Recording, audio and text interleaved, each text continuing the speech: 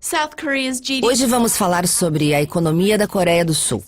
Minha convidada é Anwita Basu, economista do The Economist Intelligence Unit. Seja bem-vinda. A economia da Coreia do Sul avançou 0,3% no quarto trimestre, o crescimento mais lento desde o terceiro trimestre de 2012. Quais são as principais causas disso? Houve uma desaceleração em cada motor importante de crescimento na economia da Coreia do Sul. Do lado das despesas, que inclui consumo e exportações, enquanto ambos tinham crescimento positivo, ambos ficaram em 0,4% comparados ao mesmo trimestre do ano anterior. Esses números são fracos para esses dois elementos da economia, pois eles são seus maiores movimentadores.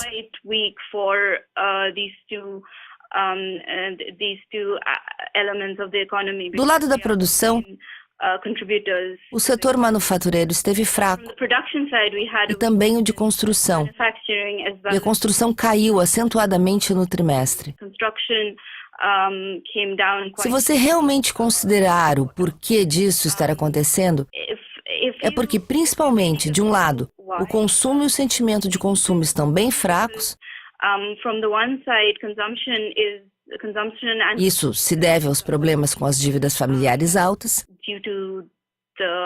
O crescimento dos empregos está bem fraco, assim como o crescimento dos salários. E, por outro lado, temos a desaceleração da China. A China está desacelerando e sua demanda por importados da Coreia do Sul também está. Então, essas são as duas principais causas da desaceleração da economia da Coreia do Sul. Nós esperamos que haja estímulo fiscal daqui para frente. E também uma política monetária mais frouxa para estimular o crescimento e fazer com que ele fique entre 3,4% e 3,6% em 2015. No início do mês, o Banco da Coreia decidiu abaixar as taxas de juros para 1,75%. Parece que esse corte nas taxas de juros não teve efeito desejado de impulsionar a inflação e o crescimento do PIB. Você concorda? Ou é muito cedo para avaliar? Eu acho que tem um pouco das duas coisas. O último corte de taxas foi feito em outubro. E elas caíram para cerca de 2%, que é um nível baixo histórico para o Banco da Coreia. E é a taxa mais baixa desde a crise financeira global em 2009.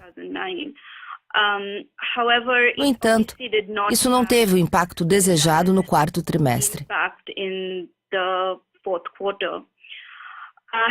Dito isso, os números da inflação headline, ou cheia, são muito sensíveis aos preços do petróleo.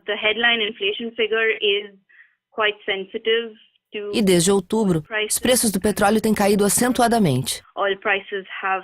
Se você retirar a inflação e itens voláteis, apenas considerando a inflação core, o núcleo da inflação, você irá perceber que, na verdade, os números estão em 2,3%, o que significa que a inflação core está positiva.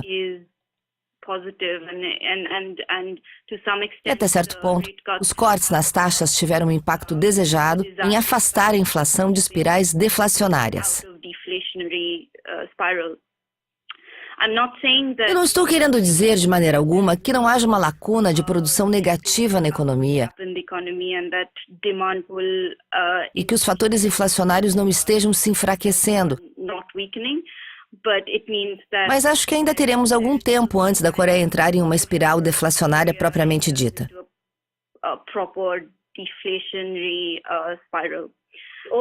Também devemos ter em mente que não só o won coreano está depreciando, mas mais cedo ou mais tarde, teremos um aperto na política monetária dos Estados Unidos. Quando isso acontecer, e considerando a política monetária frouxa do Banco da Coreia, o won depreciará ainda mais. E isso trará uma pressão inflacionária para as importações. Eu concordo que isso não teve o impacto desejado e que há outros problemas estruturais da economia que precisam ser abordados para que tenhamos um crescimento significativo. Dito isso, acho que ainda há um longo caminho antes de entrarmos em uma situação completa de deflação. O que você espera dos dados da confiança do consumidor da Coreia do Sul?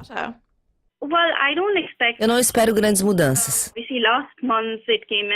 No mês passado, ele ficou acima de 100, o neutro. Mas ficou um pouco acima, em 103, se não me falha a memória, e esse foi apenas o índice headline, de como eles estavam um pouco mais pessimistas em relação às perspectivas da economia.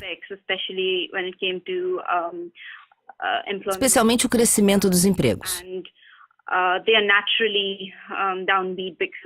Eles estão pessimistas por causa das altas dívidas familiares, que continuam crescendo. Eu não espero que essa situação mude neste mês. Pode haver um pequeno aumento de 103 para 104, apenas por causa do corte nas taxas de juros. Mas não há evidência o suficiente para esperarmos que esse índice aumente substancialmente. Especialmente porque as vendas no varejo têm caído.